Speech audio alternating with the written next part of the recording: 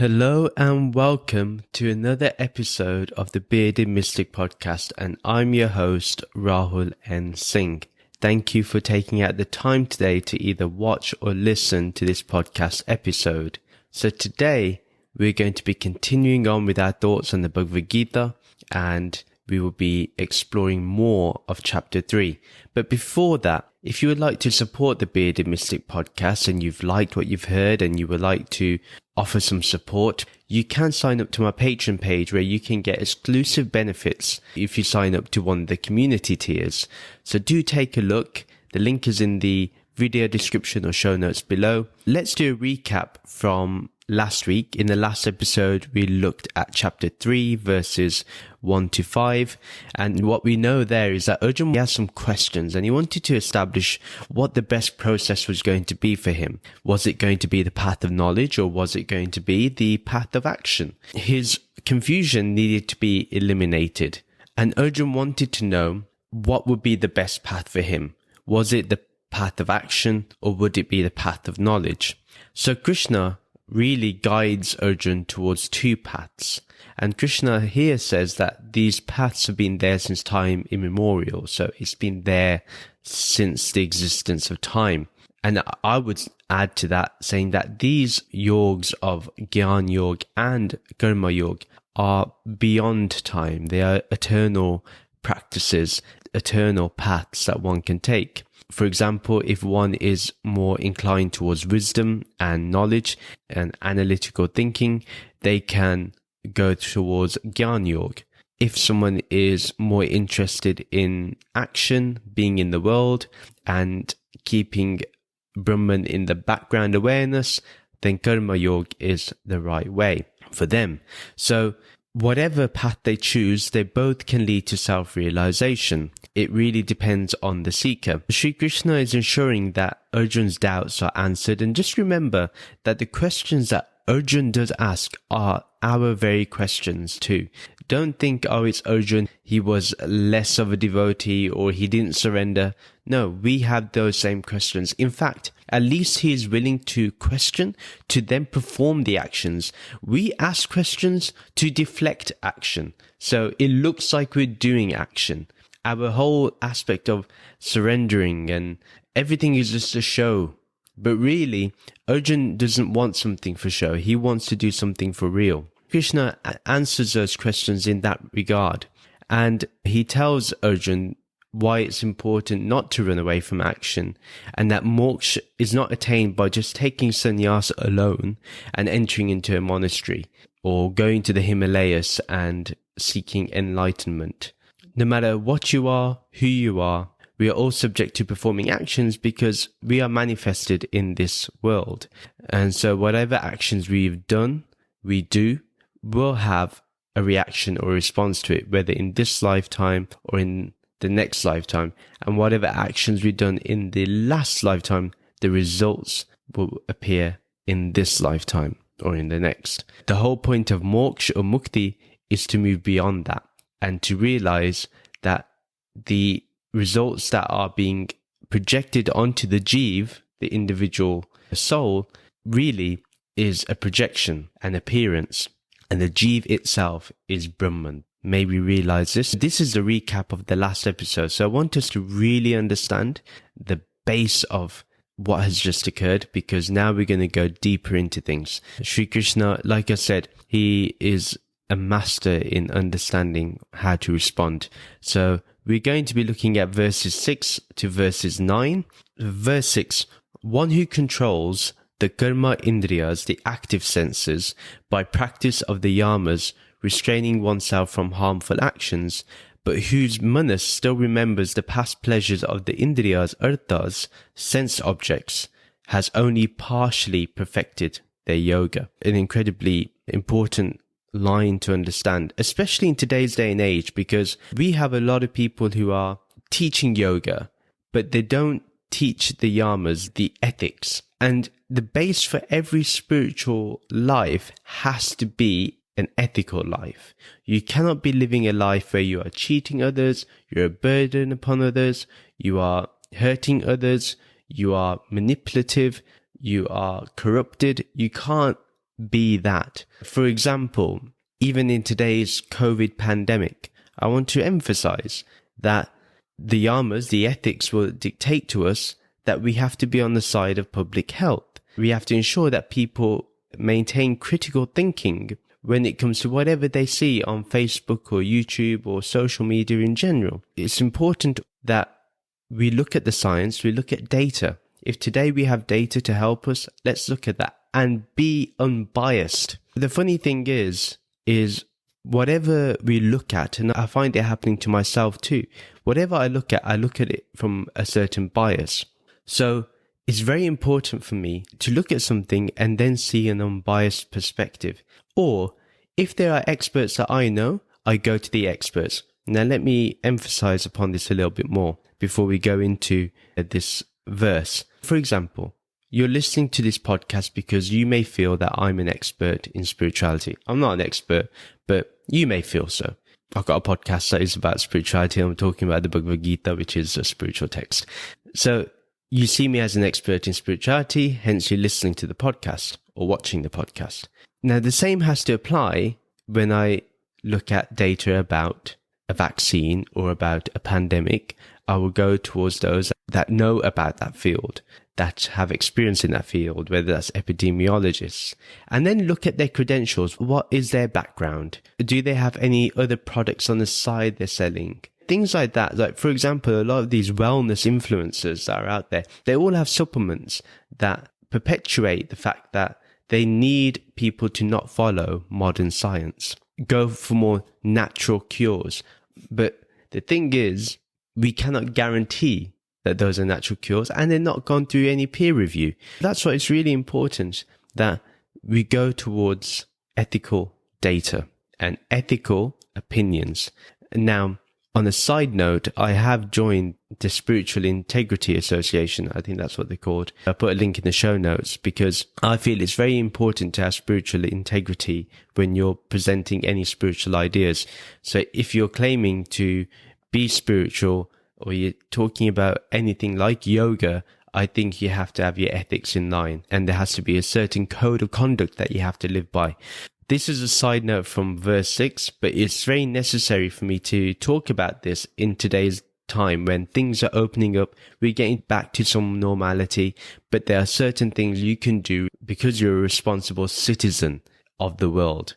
Yeah, do things as normal, but do your precautions.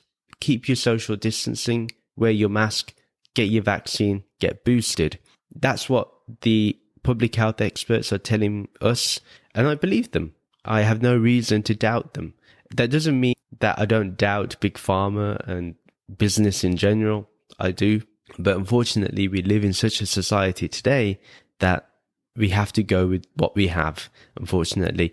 And maybe in another podcast, we'll talk about what I think about society in general. Anyway, let's get back to the verse. So verse 6, we'll go into the first line that I want to look at in that verse.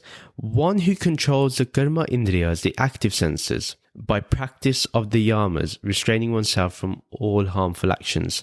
It is possible that from restraining oneself from harmful actions, we can calm our senses. So when you use your discernment, when you use vivek to look at your actions that you're about to perform, remember there's a thought before every action, and before a thought, there's an intention. When you're able to calm your senses down, you're able to then focus on the intention too. So before the intention arises, you will be able to see what your action is going to be. In this way, you can actually control yourself and then base it upon what is the best path, what is the best outcome, not just for me, but for everyone around me. Now, it may be that you have an action which is going to benefit 51% of the people and not benefit 49% of the people. But you have to go with that 51%. If it's 50-50, it's 50-50.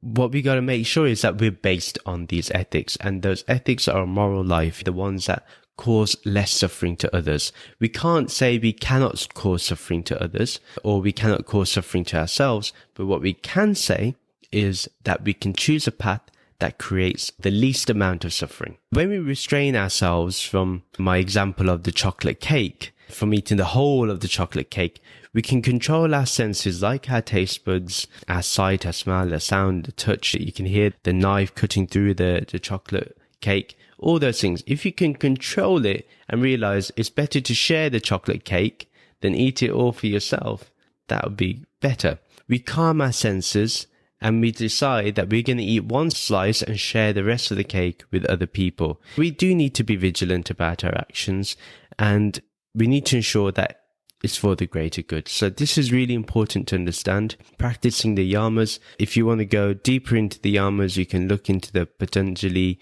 Yoga Sutras where they go into it in more depth. But you got to have that ethical life. And that's what I'm talking about mainly. Remember that you got to understand that any action you do is going to have a reaction, is going to have a response. Make sure it's the best one you can do. For example, today I felt called to talk about the preamble to verse 6 before we went into it. That was my action. Now, what the result of that action is going to be, I don't know. Some people may not listen to my podcast again. Some people may not like what I say. Some people may gloss over it. I can't control that reaction. But what I can do is if someone does respond back negatively, I can choose to either respond back, or I can choose to ignore it, or I can choose to address it. So it's really up to me. But does it cause suffering? That's where the question has to come into. It shouldn't make me suffer. I've got to ensure that I do not suffer. And remember, if we are not in control of our indriyas, we are going to be in suffering. Then the senses are going to go wild, and then the suffering is also going to go wild. As much as pleasure is also going to go wild. We'll be seeking pleasure here, there, and everywhere. It's all about controlling it. It's not about getting rid of pleasure or getting rid of suffering. It's just about ensuring that you get the right amount of dose that you can live life comfortably. Yeah, that's the only thing. Yeah, you can't escape suffering.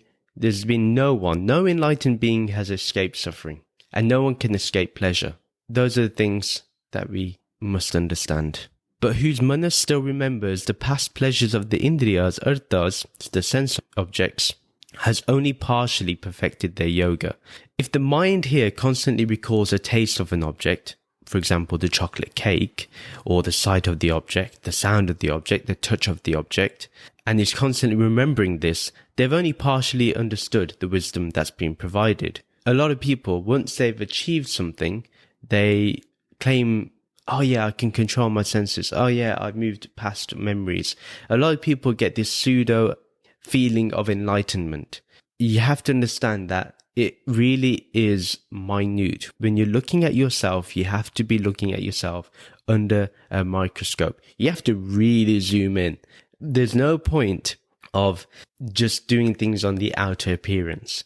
So we've got to remember, does our mind constantly recall past pleasures? Does it constantly go there? Do we then bring it back to the present moment? When you bring it back to the present moment, are you thinking about chasing that past pleasure, or are you thinking about calming down? Remember, if we're still chasing past pleasures and all that, that means that we have not understood the wisdom that Sri Krishna has been talking about. Remember, past pleasures, again, memory, a fluctuation.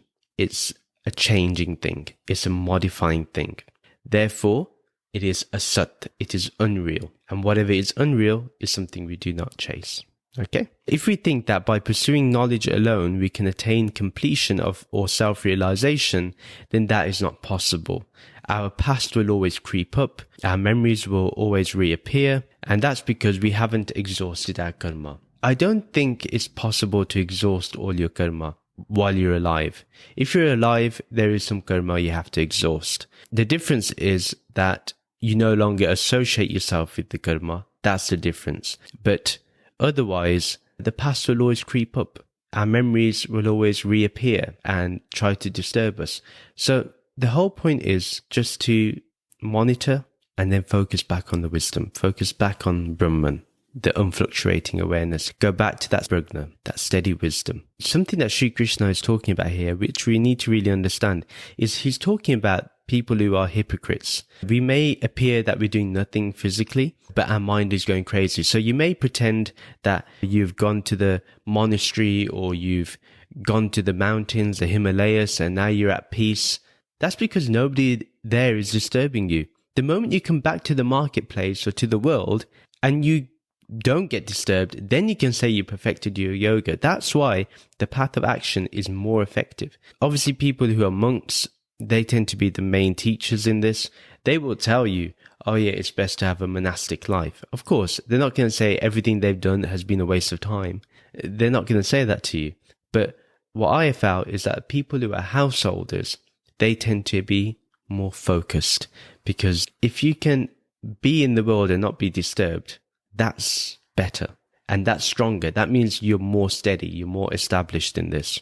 But if you still go back to past pleasures, which tends to happen with people who probably get a spiritual experience, then they go back to that state of being from before, or their mind catches up, or the conditioning of their mind reappears, the vrittis in their mind, the tendencies reappear. We have to ensure that all those things are exhausted, or we're able to discern them against vivek, against wisdom, against discernment. Don't get fooled by the outer appearance.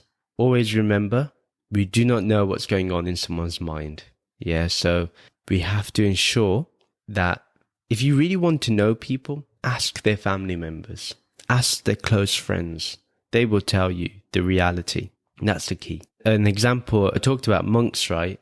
And they still have possessions. For example, they may talk about technology being bad. They may talk about this new age of technology being a distraction. And then guess what you see in their hand?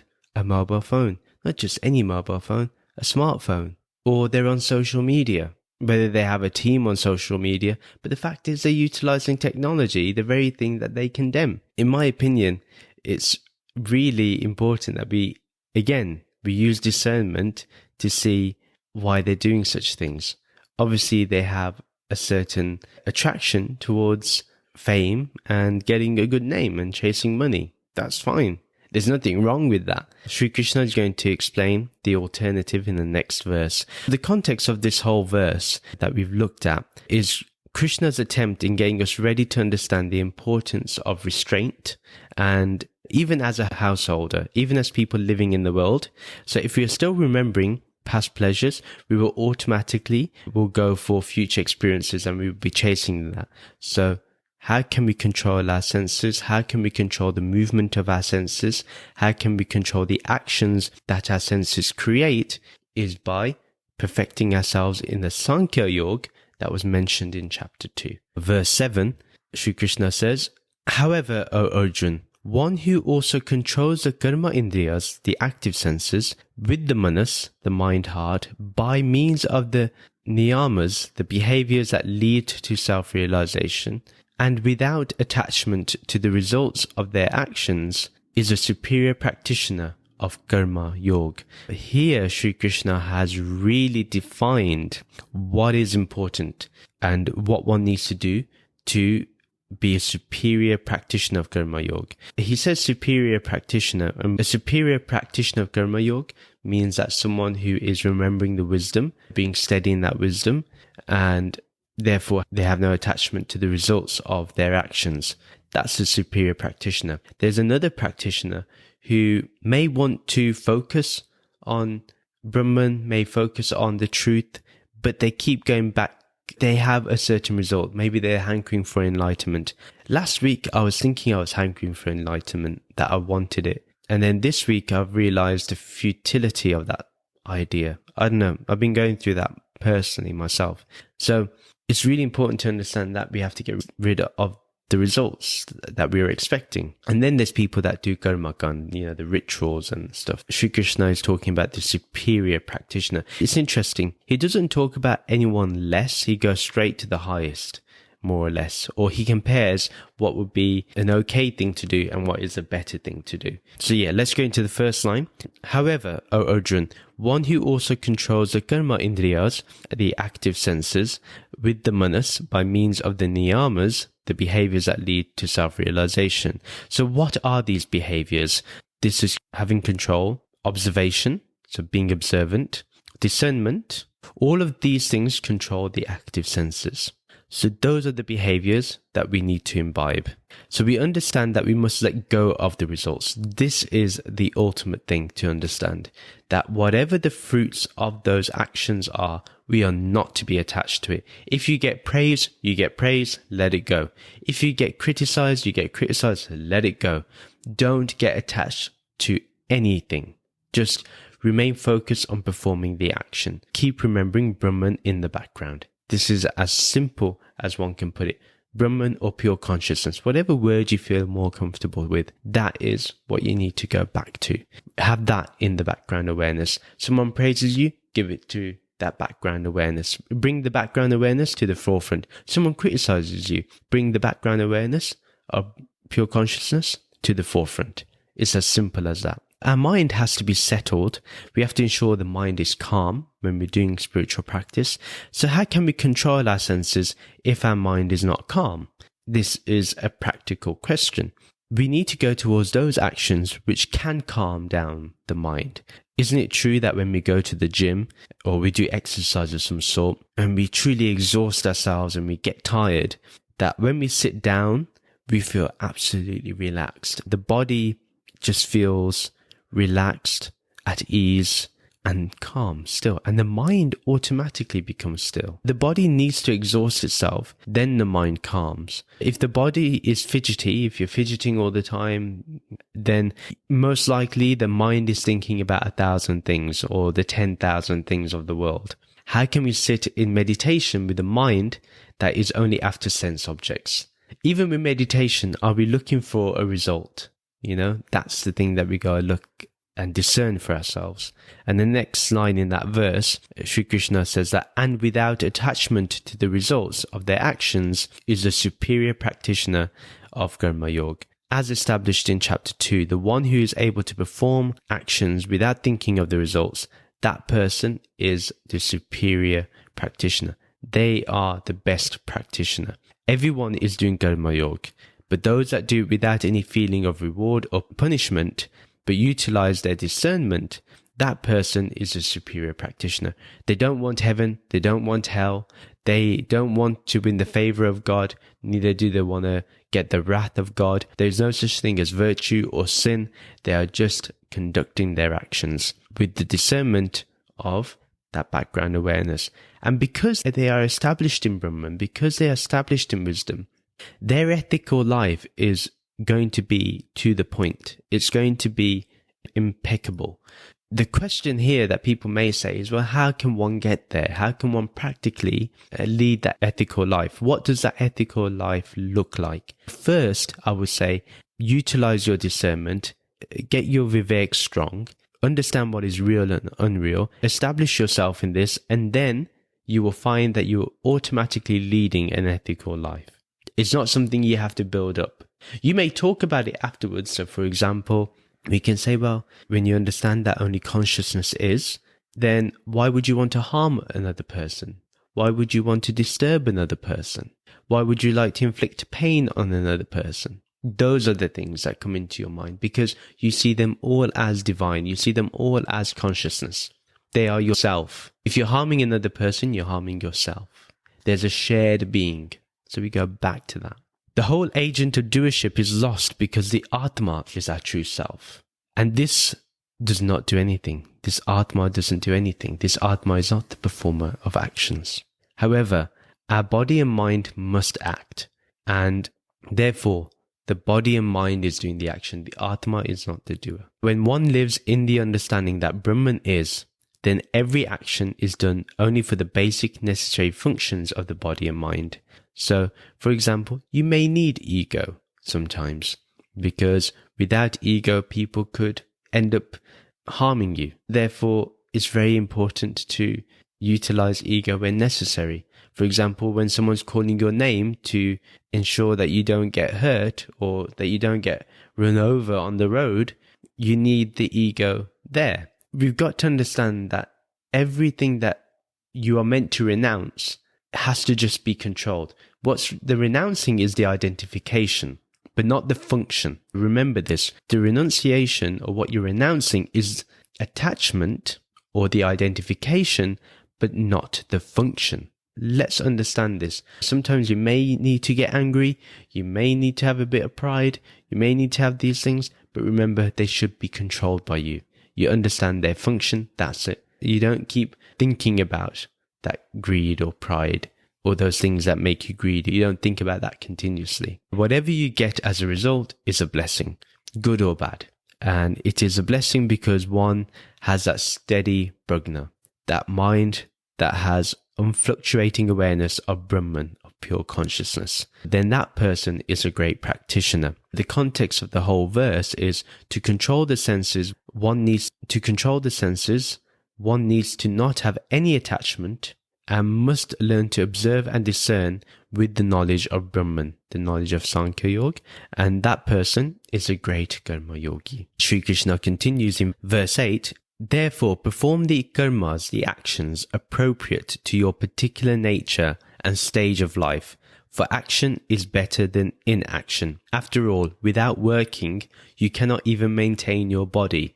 This is why I was talking about monks and householders, and we're going to go into this now. The first line, Sri Krishna says, therefore perform the karmas, the actions appropriate to your particular nature and stage of life. So wherever your nature is, act accordingly. If you like to paint, then paint. If you like to write a poem, write a poem.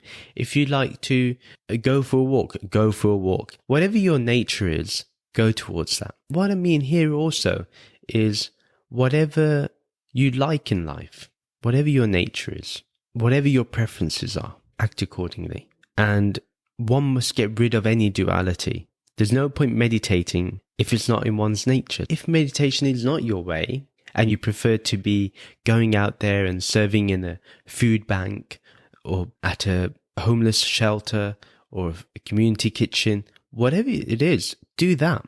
If you like to ponder about thoughts and get together with like-minded people and think about the deeper realities of life, do that. That's your nature. Go accordingly.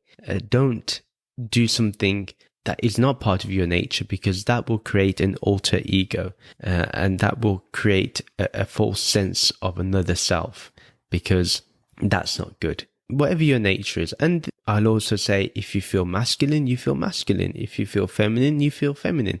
If you feel like a particular gender, you feel like a particular gender. If you feel attracted to a particular gender, you feel attracted to a particular gender. All those things are your nature. So don't feel that whatever is in your nature is wrong. No, go accordingly. Don't go against that. Because if you go against that, you're going to create conflict within yourself, and then you're going to feel guilty and fear and all those things. So how can you practice spirituality? So don't go against your nature. If your stage of life is to be a householder, then one must act according to that stage of life. If one is ready to have children, then have children. There's no point being a parent if you've not understood yourself. A lot of people rush to have children, or they feel that their marriage isn't going well, a child will help.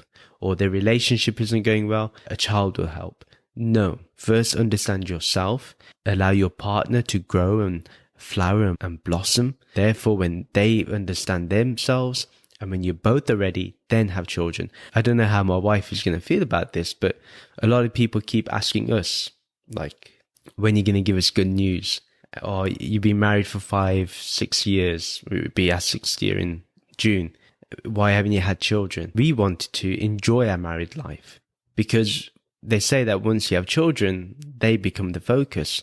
So for me, I wanted to get to know my wife, understand my wife, understand each other so much that when we have children, we're on the same page and we're not in conflict.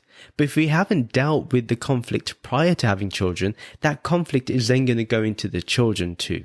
They're going to pick up on it and they're going to pick a side. So it's very important that before one even has children, that one must wonder if it's in their nature or their stage of life to do so. There's no need also in the middle of raising a family to renounce that life either. You can still lead a very spiritual life today. You can attend a spiritual retreat online today.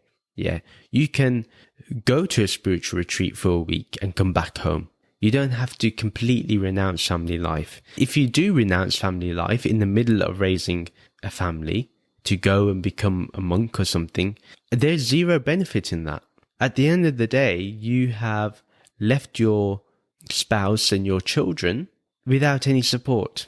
That's not cool. That's going to have effects later on. You may think that you're doing a great deed, but your action will have a result. And are you ready to face the result of that action? You can say, well, I'm not attached to the result. Yeah, that's one thing. But you still have to face it. You still have to accept that result. For example, if you're younger than, say, 18 or 21, it's very important that you focus your attention on studying or excelling in a particular sport or excelling in a particular craft. It's very important that we do that instead of going towards pleasures of the body. It's important that that is our main focus. Later on, we become grandparents or we have slowed down in life. We're retired from our corporate jobs or our businesses, that we look to calm down and focus on the inner life. These are the stages of life that Shri Krishna is talking about. As we know that in Hinduism, there's 4 stages of life. You can look into that yourself. Another line in that verse, for action is better than inaction. Inaction is simply impossible. And with action, one is able to discern the best outcome. Remember, you control the mind, therefore you can discern. Perform one's duties in life is better than to run away and pretend to be silent and still. As mentioned earlier, how can one sit in meditation if one has not calmed the mind prior to that? And it's better to be in action and calm the mind than to be in inaction and try to calm the mind, because the action of calming the mind is the action. We have to understand this very subtle point that I just mentioned. There's going to be times when we are fully into our work, fully into some form of exercise, and we enter that flow state. You must have heard of being in the flow or being in the zone. That is when we attain true inaction. That's when you are beyond the body and mind, and therefore you do not care about the results because you're just in the zone. You're just in the flow. For example, when I'm writing a book, when I'm writing a poem, when I'm writing something, when I'm doing this podcast, I'm in a flow state. I'm not thinking about the results of the podcast. Yeah, I'm just in the zone. And that's important. So the outer appearance of inaction is worthless, useless, has no value. When the mind is calm and steady, then inaction is natural. Yeah. Even though your whole body and mind is at work, yet something within you is absolutely still. That is a true Karma Yogi. When you're doing action, you are absolutely calm within.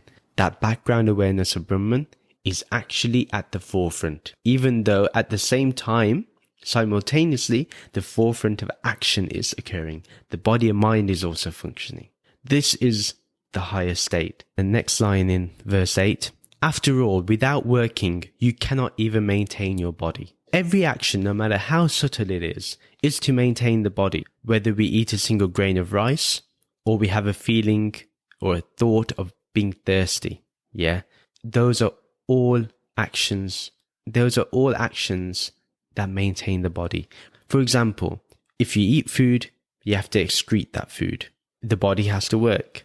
The body has to function. Without the digestive system, we will not be able to live effectively. Everything has to be done to maintain the body. The reason for maintaining the body is the vehicle where you can attain liberation, attain enlightenment. Not attain, discover that you are already enlightened, that you are already pure consciousness. It is important we maintain this body because we need to attain the highest spiritual goal, as I just mentioned. And without any action or effort, how will this be completed? We cannot let go of our body like that. We have to make sure it's healthy, that you eat good food, you exercise, you meditate to calm the mind down. You do all those things so that you can pursue a spiritual life. Yeah. You can work, you can have a career, you can study, you can do all those things. And at the same time, you can have a spiritual life. These things are necessary. The body must be respected. The mind must be respected. Then we can work effectively. By working, by committing to action, we are able to pursue spirituality. And let me also say, remember that your body and your mind are your servants. Don't make them your masters. That is the simple message here. Yeah, let them function, but don't identify with what is meant to be a function. Now put here as the last bullet point that don't get fooled by monks. Jay Shetty has a very interesting title for his book. think like a monk. But I would say, and add on to that, think like a monk, but function as a monk would in the world. So while you're committing to your actions, function as a monk. Don't just think like a monk, even act like a monk while you're in the world. Because anyone that is steady in wisdom is a true monk. Yeah, not if you're wearing the orange clothes, the saffron colored clothes, or got the tilak on. Not those things. Those are the outer appearance. The inner life is more important. The context of this whole verse is be honest with your life and act accordingly. Do your duties, do your responsibilities, look after your family, look after your loved ones, look after yourself, earn a livelihood with honesty and integrity. You will be feeling fulfilled because one, you have established yourself in the unfluctuating awareness of Brahman and you're living life. Because nobody, not one single person, can live a life without any action. And let me say something, even the one that is meditating, that meditation is an action. That person should not feel or be deluded that they are not doing any action. They still are. Everybody performs actions. Again, if that person is thirsty, they're going to go for that glass of water. Now think about it. If someone is really thirsty and they can't find any water, they will end up seeing mirages around, an oasis of water, and they're fooled by that image. This is a trick of the mind. So why get your mind to that point? If you feel thirsty, pick up a glass of water and drink it. Simple. That's the context of the verse. Now we go to verse 9. And remember, Arjun, all karmas that are not performed as yajna, the actions dedicated to universal cooperation, lead to karma bandhana, bondage due to negative cause and effect resulting from action. Therefore, perform all actions as a yajna and you will be freed from the bondage of cause and effect. The first line there is a pretty long one. We're going to dissect it. And remember, Arjun, all karmas that are not performed as yajna, actions dedicated to universal cooperation, lead to karma bandhana, bondage due to negative cause and effect resulting from action. I really like this translation of the verse. Commit to every action as if it is a yajna, meant for self-realization, for the unity of all. Offer every action to this supreme wisdom, to that supreme consciousness, to Brahman. A yajna, we remember that as a massive puja that occurs, a special puja, a special form of worship. But here, Shri Krishna is saying, commit to every action as if it is a yajna, as if you're offering something to the divine. So whatever isn't an offering to the supreme will keep us trapped in karma. And therefore, we can never be free from its consequences. Once you commit an action to Brahman, to this Nirgun Brahman, the one without attributes, that is formless, when you offer it to that, guess what the result of that action is going to be? Formless. This is a key understanding. Therefore, how can you be trapped in karma? It's impossible. We must understand also how we are connected to everything. Remember, I mentioned earlier, this is something that I learned from Rupert Spira, that consciousness, pure awareness, is our shared being. Therefore, every action we do is in that understanding of oneness. If we understand we're connected to everything, our action is going to be different. Because we understand we're connected to everything, are we going to hurt other people? Are we going to harm other people? Are we going to commit those actions which will cause destruction? No. We see what's happening today with Russia's invasion on Ukraine. This shows that the person in charge is not connected to everything. It does not think of actions that are dedicated to universal cooperation. What they want is power. It's different. When you're at work, make sure you pay your taxes because you're benefiting everybody. That is yajna. That is, again, that is a great offering to existence, offering to society.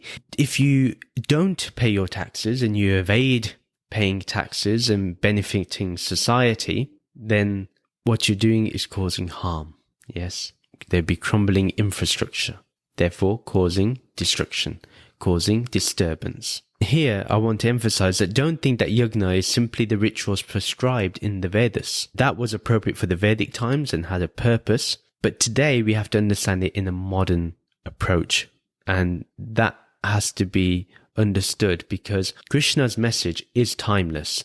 It's eternal. What is eternal does not mean that it goes from the beginning of time to the end of time. No, it's beyond the beginning and beyond the end. It's timeless and yet belongs to the present time. Whatever teaching you learn, make sure you can bring it to today's time. If you cannot bring it to today's time, forget about it. Because the one thing that a teaching has to be is practical.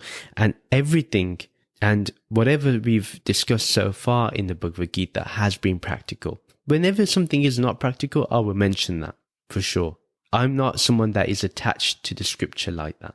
There are others that will say everything is perfect, but we have to use our discernment. We have to use our vivek. We must understand the message in that approach.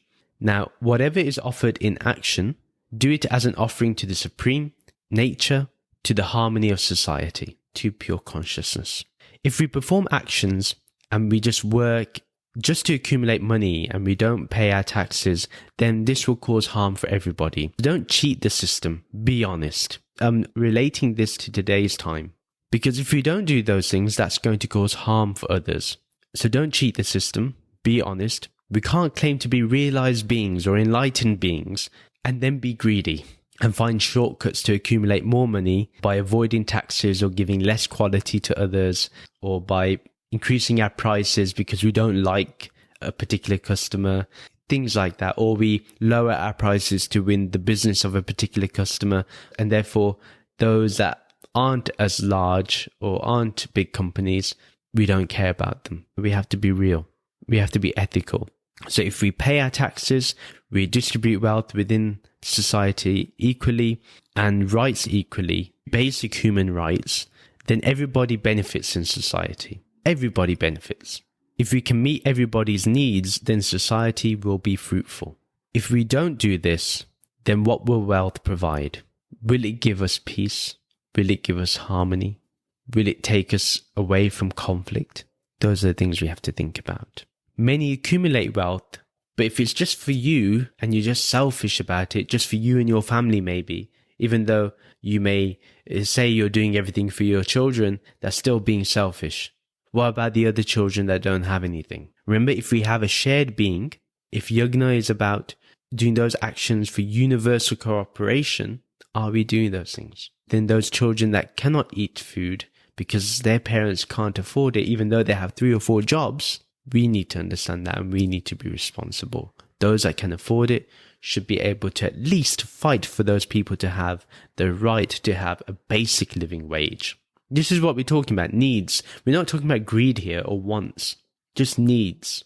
Because one who doesn't understand how we're connected to each other will always cause harm and suffering to others. Once we understand that we're connected, we're not going to have those problems. And let me just emphasize one thing here, because it's really important that we understand this. In the current situation of the pandemic, maybe in the future when someone listens to this in a few years' time, there might be another pandemic. Remember that anything you do or everything that is done, make sure it's done for the cooperation of everybody, that everybody benefits. When I say everybody, I mean most people. You can't benefit everybody. Like, for example, in this pandemic, people have lost businesses because of lockdowns or mandates. But without those lockdowns and mandates, there would have been another result. So we need to understand the dynamics of this, the moving parts in this. It's very easy in hindsight to say, well, the mandates or the lockdowns weren't effective. But you know what? They probably saved a lot of lives. And that's more effective. The more people we lose in society, the more our economy is impacted. Those people that had all that knowledge are gone. So we've got to understand that everything has a result, a reaction. And we got to go towards that which is better, which can be done with universal cooperation, which shows our connection to everything. The next line here that Sri Krishna says, therefore perform all actions as a yajna and you will be freed from the bondage of cause and effect. So offer everything to the Supreme, the one within you with the discernment of the real, remember what is Brahman, and you will transcend the binding effects of results of cause and effect. Don't be miserly, be free in all your actions, be expressive as much as you can in all of the actions that you do, offer it for the well-being of everybody. When you do this, when you have this outlook, you don't need to think about the results. You won't be bounded by them. You help others because you just want to help. It's your nature. You're flowing. You're in the zone. Yeah. So you do your action, offer it for the goodwill of everybody, then you will be respected naturally from society. Yeah. And then the point that I want to emphasize here, who likes billionaires in a country that still has poverty? Not everybody likes those billionaires. Even those of us that are pretty comfortable in life, even we feel that the billionaires aren't doing enough. But who likes those people who supports others around them with all their means? Everybody loves those people. So choose what you want to be. There's nothing wrong with being a billionaire, but be a billionaire that is based on the ethical life that is mentioned here in these verses. That's what we're talking about here. We're not saying it's wrong to be a billionaire. I hope we have more billionaires, but we got to ensure that nobody should be in poverty. At least everybody should be comfortable in their life. It's very easy to say, but people are drug addicts. Some people don't want to work. They're lazy. Well, if their nature is to be lazy, then we need to work with them to make sure they get out of that laziness. By giving up hope on people is useless. And that is not the right discernment. That is not the mindset of a yogi. The context of this whole verse is basically offer every action that you do to the Supreme, to pure consciousness, to Brahman. And that is the end of the episode. Follow me on social media to keep getting updates. The details are in the show notes and video description below. A new episode is uploaded every Sunday. Subscribe to the monthly Bearded Mystic newsletter. The details again are in the show notes and video description below. And you can join the Bearded Mystic Discord channel. That's in the show notes and video description below. If you would like to support the Bearded Mystic podcast, as I mentioned in the beginning, there are a number of ways you can, but I prefer that you utilize Patreon so you can get the extra benefits from offering your support. To check other ways of supporting, you can check the Linktree account below. I do appreciate any support that you give. Please do rate and review the podcast in whatever app you're using, and if you're able to. Thank you for listening to this episode. I hope it's helped you. Let me know what you've thought about what I said. Are there any things you want to challenge, or are there things that you agree with? Let me know. Write it in the comments. It's very important for me to know what you're thinking. Thank you very much. Let's now, in this time, offer this peace mantra that we end the episode with all the time. Let's really focus our attention on this. Let's focus our attention on Brahman, on this formless awareness, on this pure consciousness, and say together, Om Shanti, Shanti, Shanti, Om, peace, peace, peace. Namaste.